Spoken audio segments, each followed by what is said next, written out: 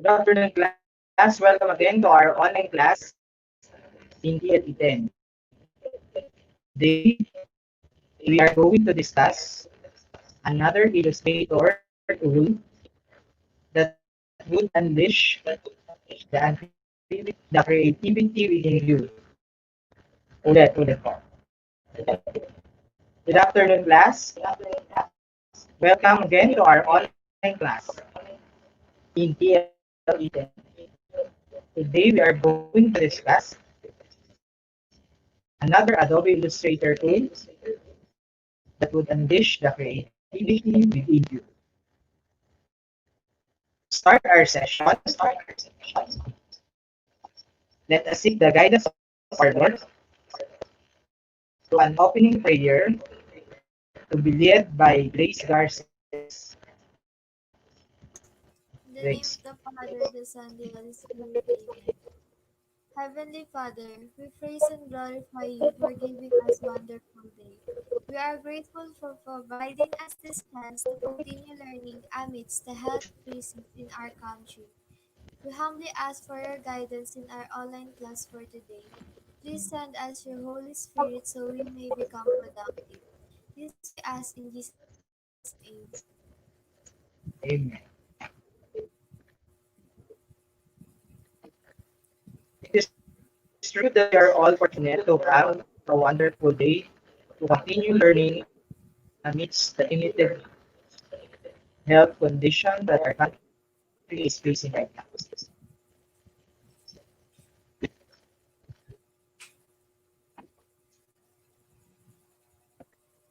To continue, let me check the attendance. Once I call your name, please unmute your microphone and say present, sir. Let's start with Jerwin Cando. Present, sir. Christian Ramirez. Present, sir.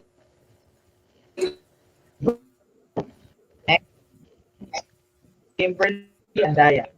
Present, sir. And Chris Marces. Present, sir. It seems that all of you are ready for our online class today. Now, let me discuss briefly the online class rules for us to have a smooth flow of our discussion.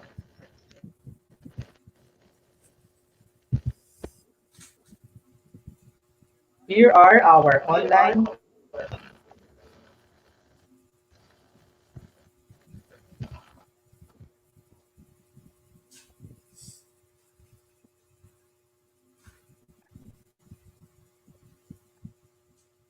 Here are our online class rules.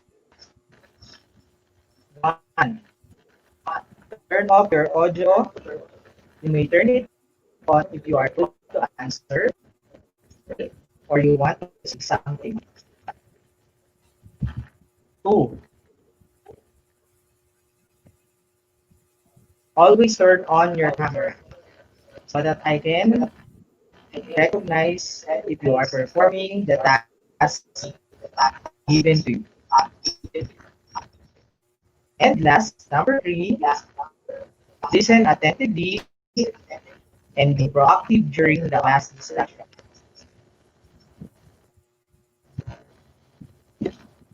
I hope that you will follow these rules while we are having our discussion.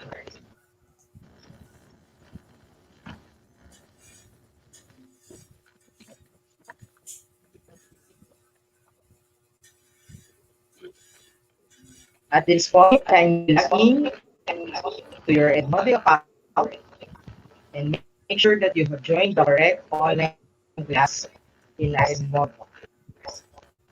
So here is the name of our online class. TLE10 illustration.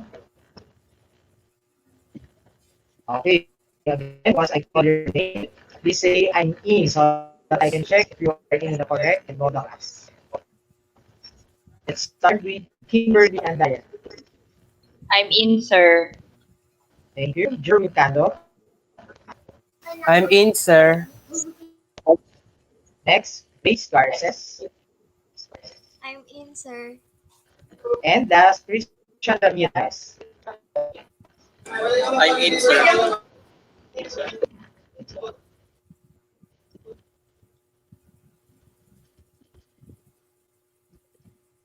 It's nice to know that all of you are in the right environment. Now let us recall our previous lesson.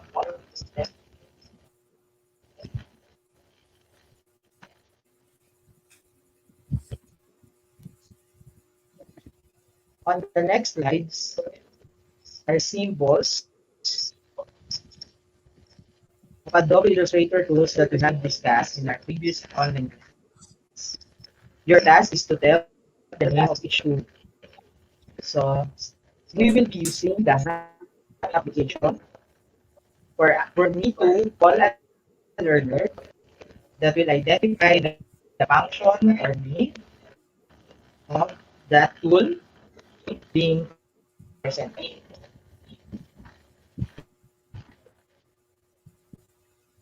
Are you ready, class, for your first task? Yes, sir. Yes, sir. Yes, sir. Yes. Yes, sir. Saglit lang po.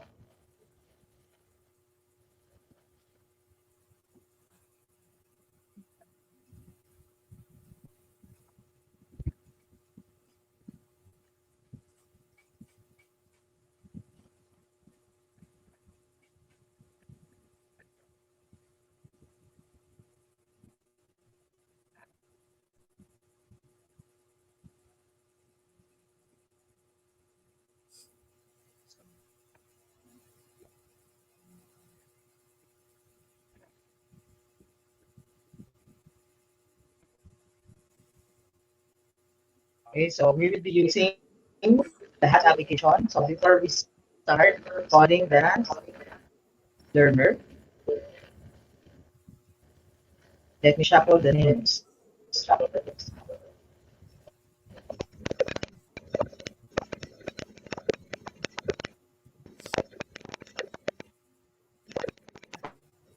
Okay, so we will go so that we can identify who will be the first one to answer.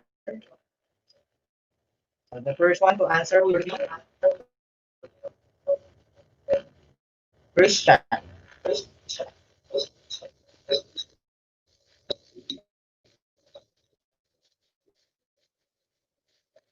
Okay, Christian, tell us the name of the symbol or tool.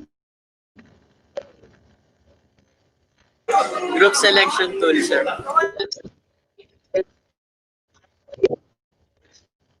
Okay, thank you. Let's see. Okay, very good. Okay, next, let's have the next one.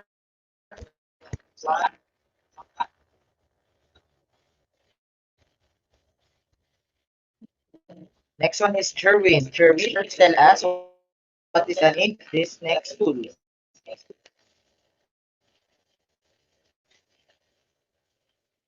The direct selection tool, sir. Let's see. Very good. That is the direct selection tool. Next, let's have the third one. Kimberly. Kim, please tell us the name of this tool.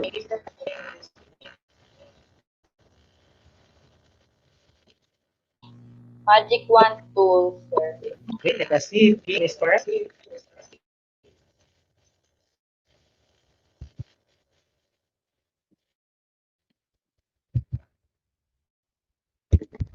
Okay, and obviously, the last person to answer is Grace. Grace, tell us the name of this tool. The selection tool, sir. Okay, let us see if Grace is correct. Okay, very good. This icon is called as the selection tool. I'm glad that you can still remember the different selection tools that we have discussed last online meeting. Before we proceed with the topic for today, let us have first the line search activity.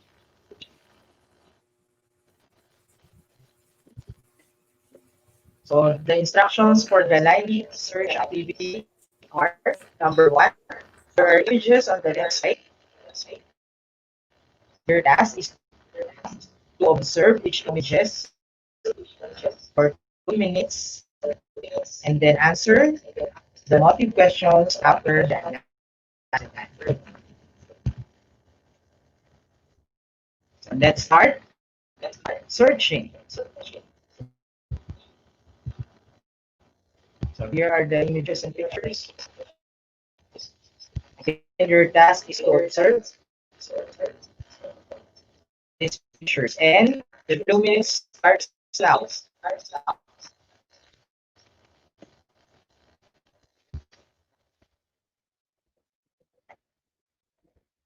Last 1 minute.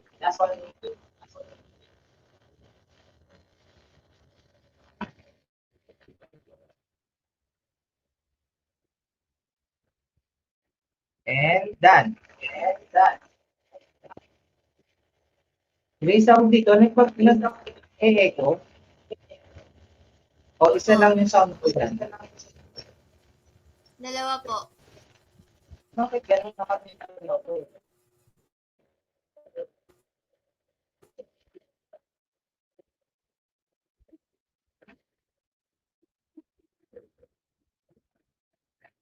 Okay. Okay. So now, here are the motive questions for the line search activity.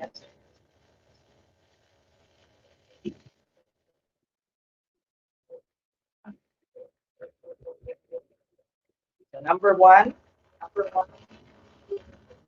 how are the images drawn? Let us hear it from Jerwin. The drawings are composed of straight and curved lines, sir. Okay, good answer. Let's hear it from him. How are the images drawn?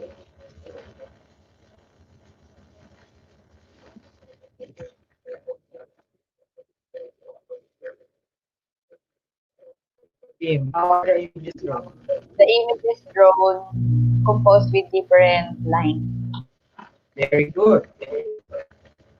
Okay, so let's now have the second question. So the second motive question is, how can you draw straight and curved lines in Adobe Illustrator?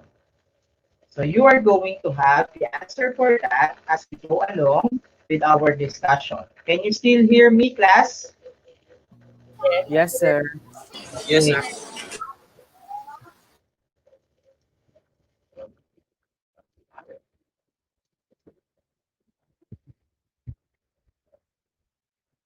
Start our discussion, I want to assess your prior knowledge about our topic today using one of the activities in the self-learning kit entitled Fantastic Journey with Penly and Penelty. So this SLK is supposed to be distributed to you class. However, due to the limited health situation that we are facing right now, I have decided to convert the activities in this SLK to an online performance task sheet and I posted them in your enrollment. So for your first online performance task sheet, here are the instructions. So number one, on your enrollment account, you're going to open an IC.talk or free test, and then you're going to answer that free test for 5 minutes. So are you ready, class, to answer your first online performance task sheets? Yes, sir. Yes, sir. Yes, sir. Okay. You have 5 minutes, and that 5 minutes starts now.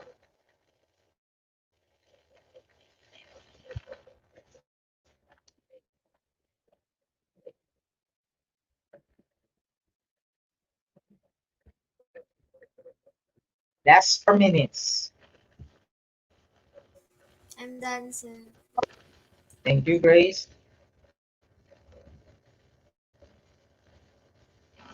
I'm done, sir. Thank you, I'm Tim. done, Last sir. 6 minutes. I'm done, sir. Thank you, Derwin. How about you, Christian? I'm done, sir.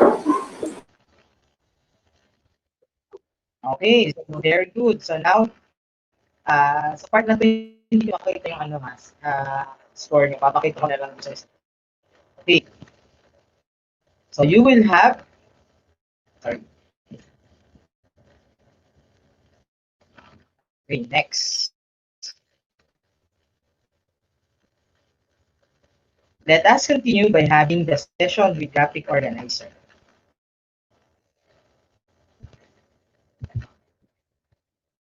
So in this session with graphic organizer, you are going to watch video tutorial about the following functions of pen tool, steps of drawing straight and curved line, and tools in modifying tone paths. So are you ready to watch the video tutorial class? Yes, sir. Yes, sir. So we're going to watch.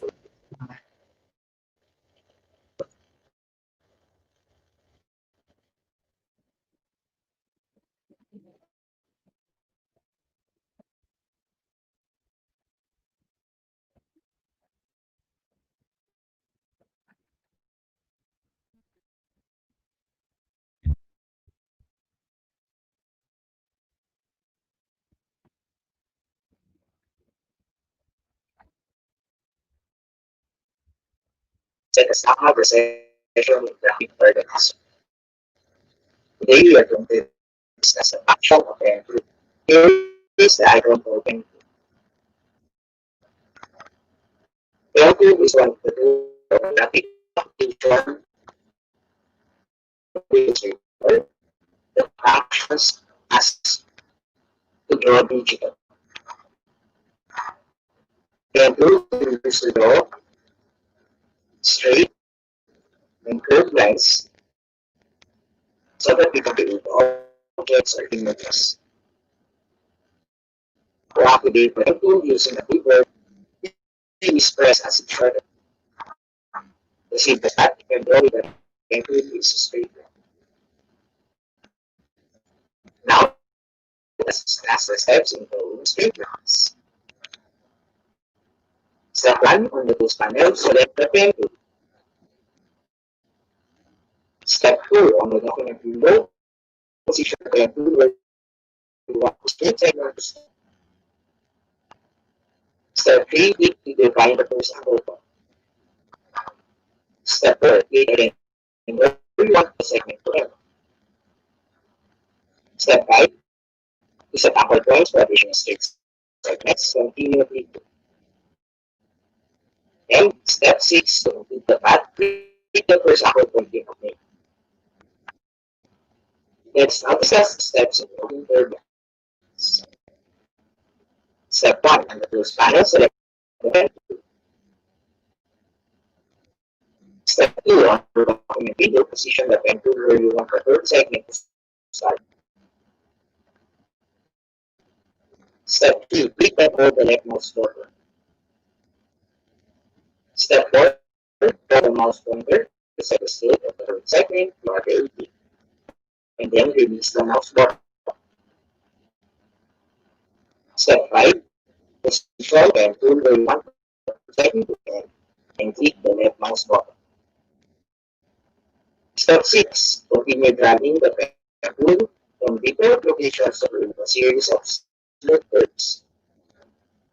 And step 7, close the path by clicking the first anchor point you have made. At this point, let us discuss how to modify drone paths. Aside from pen tool, there are tools used to modify created objects using the pen tool. These include add anchor point tool, delete anchor point tool, and convert anchor point tool. Let us discuss them one by one. First, we have add anchor point tool. Here is the icon for add anchor point tool. It adds anchor points to paths. It uses plus Q as its shortcut. Second, we have delete anchor point tool. Here is the icon from delete anchor point tool. It deletes anchor points from paths. It uses mouse Q as its shortcut. Convert anchor point tool. Here is the icon for converting anchor point tool. example 22. It changes the points to order points and vice versa. It uses the shoot plus C as its shorthand. Now let us discuss function importation using pen tool. In drawing straight line, we must grab the mouse after clicking the left mouse button in defining the first upper point. To limit the angle of the segment to a multiple of 45 degrees, press Shift key on the keyboard and click the left mouse button. The last anchor point added on the path always appears solid square, indicating that it is selected. The previously stated anchor points appear as hollow square, indicating that it is not selected. And the following steps may also complete the path. Press Ctrl P on the keyboard and click the left mouse button. Press Escape key on the keyboard. That ends our session with graphic organizer. I hope that you learned something new today. Have a nice day, class. Set aside. I hope that you have gained knowledge about the function of pen tool. By the way, class, the topics in this session with graphic organizer are part of what you need to know of your SLA. At this point, class, I will demonstrate to you how you can draw straight and curved lines using the pen tool in Adobe Illustrator through another video tutorial.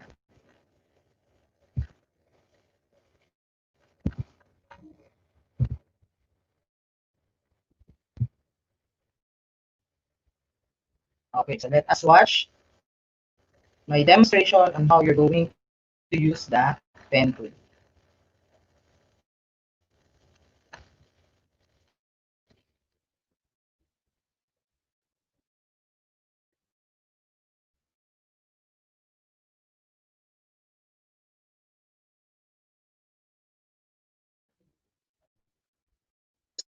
Switch for Players routine that sets on how we learn to draw straight line using the rough tool. We have 6 steps of how to do it. So let's start. First step on our first panel, we are going to select the pen tool, or we can just press letter D on our keyboard to activate the pen tool. So first step. And then second step on our document window, you're just going to position your mouse to where you want the line pen to start. For example, I'll be starting here. And then for the third step, you're going to click to find the first anchor point. And next, if you're done clicking, you'll notice that there will be a solid square indicating that anchor point is selected. Then, fourth step, you're going to move your mouse pointer again and then click to where you want to and the line segments. For example, I want to do it. And then, for step 5, you set anchor points additional 6 segments. You're just going to copy click here, then here, then here. And then for the last step, to complete the path, click the first anchor point that you see. So you're just going to position your mouse pointer at the top of the first anchor point you complete, and then you will notice that there will be a circle below the anchor. And if you notice that the circle here, going to take the anchor point. Just like third habit, the steps in doing straight.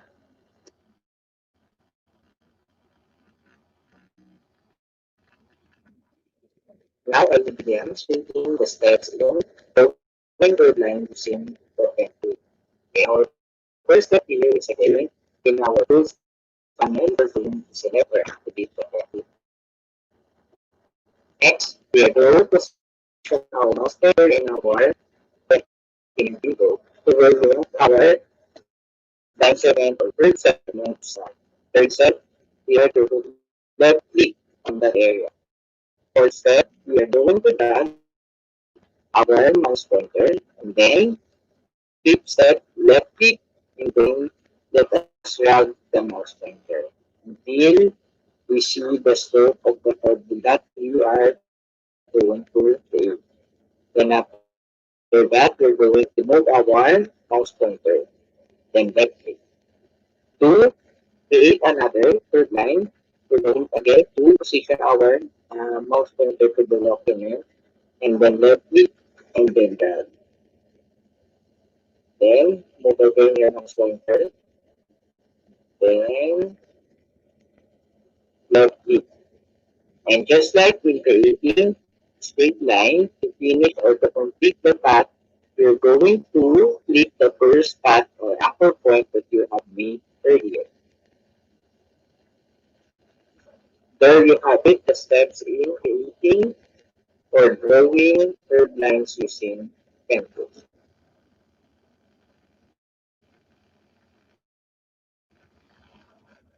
At this point, I will be demonstrating the steps on how are we going to modify the drawn paths using the additional pen tool. So on this image, we're going to use the first additional pen tool, which is the at anchor point tool. So according to our session with graphic organizer, the anchor point tool is used to add anchor point to a drawn object. So its shortcut key is plus sign. So on your keyboard, you're just going to press plus sign. Okay, as you notice, the icon changes from pen tool with the plus sign. So because you notice that, we're just going to click on the path you want to add an icon. So for example, here at the center, and then here, and then here. So earlier, we only have four icons. But now, since we have clicked or added three icons, we already have seven icons on this image.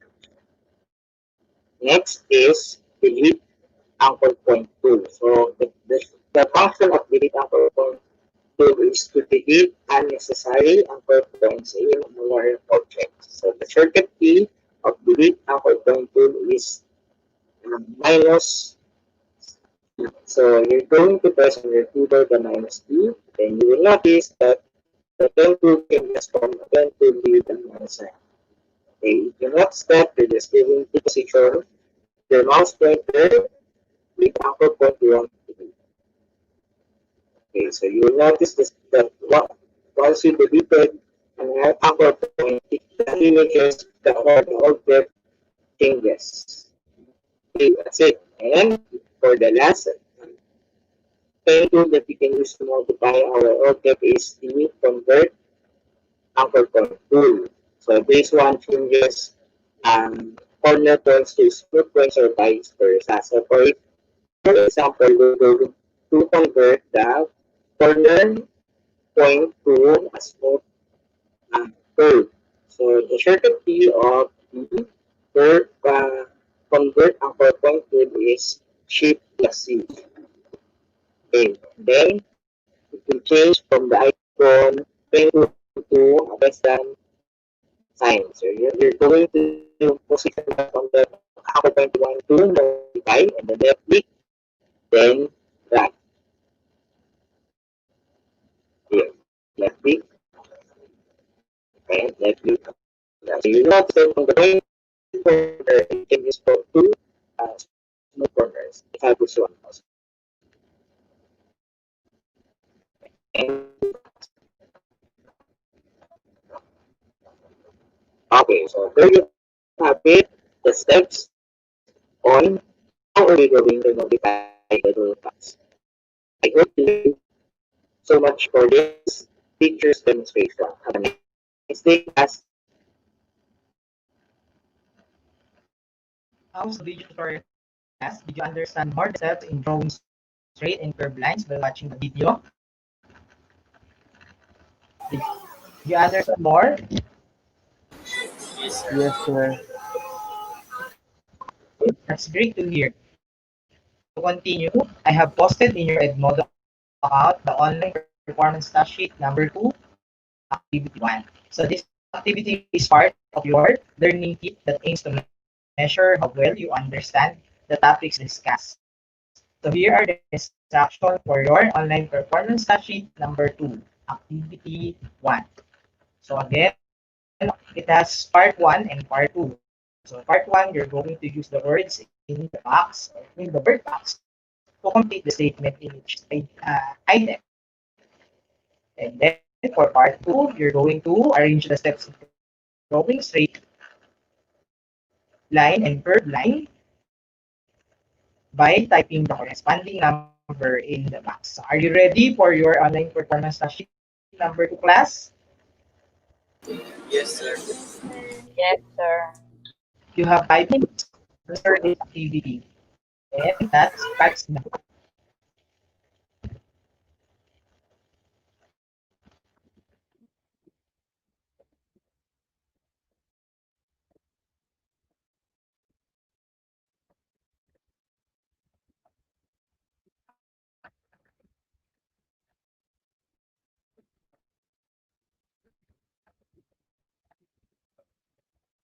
Last 4 minutes.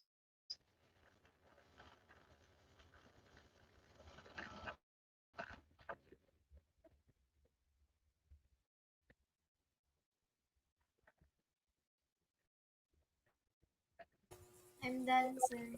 Thank you, guys. I'm done, sir. I'm done, sir. Okay, so since the active one is easy for you, so time's up, class. So next po tayo. Moving further, class, I want to know how you will connect the topic discussed with the real life situation. That is why I have prepared again another activity to test if you can you apply what have you learned from the discussion in our daily living. So I have posted in your Edmodo account the online performance task sheet activity number 2. And you have another 5 minutes to finish this task. So the instructions for this application of our discussion is, again, on your Edmodo account, you're going to open the online performance task sheet number 2, what you need to know, activity number 2, entitled Word Box. So answer the question. In each situation, use the word or words or symbols in the box. Then click the option button of the correct answer. So are you ready to answer your online performance task sheet number 2, class? Yes, sir. Yes, So you sir. have 5 minutes and start.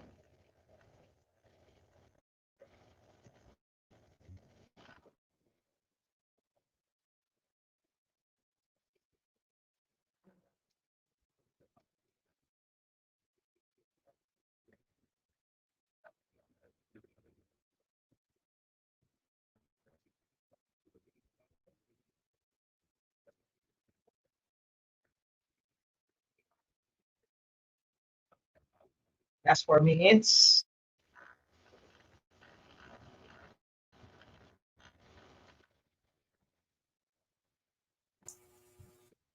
I'm done. I'm done, sir. Last 3 minutes. I'm done. Okay, so all of you are done.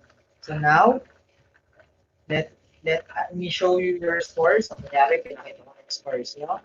Next. At this point, I want you to answer your last online performance task sheet.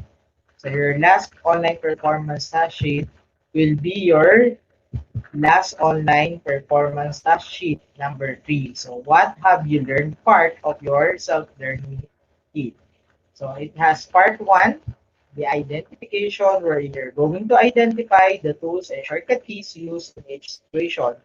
Then you're going to type your answer on the space provided. And part 2, you're going to rearrange the steps in drawing straight and curved line by typing the correct sequence in the box provided. Okay, are you ready to answer your last performance task? Yes, sir. Yes, sir. Okay, you have another 5 minutes and you may now start.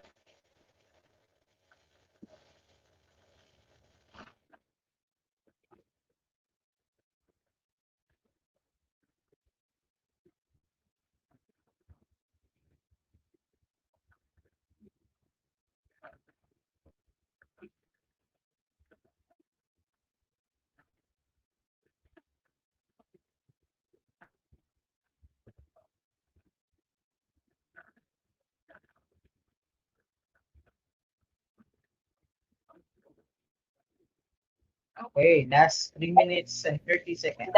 sir. I'm done, sir. I'm done, sir. So most of you are done. It seems that you really understand our topic because you have answered the last performance sheet in a short span of time. At this point, let me present the scores in the screen. I'm so happy with what you have accomplished today, class, as an enrichment to enrich your knowledge of what we have discussed today, class. I have posted your assignment in your Moodle account. So kindly read it aloud, class.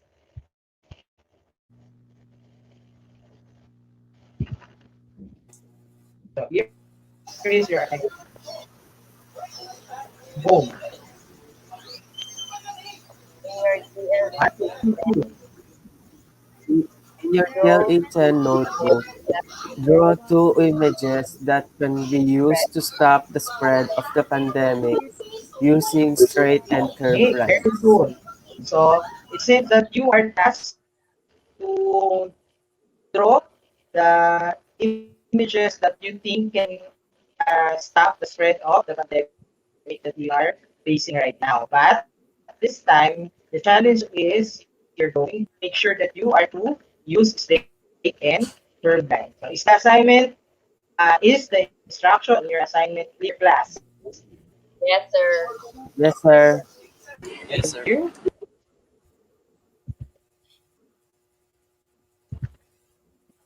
Thank you, class, for being proactive during our discussion. See you on our next online class. Keep safe always. And goodbye, class. Goodbye, sir.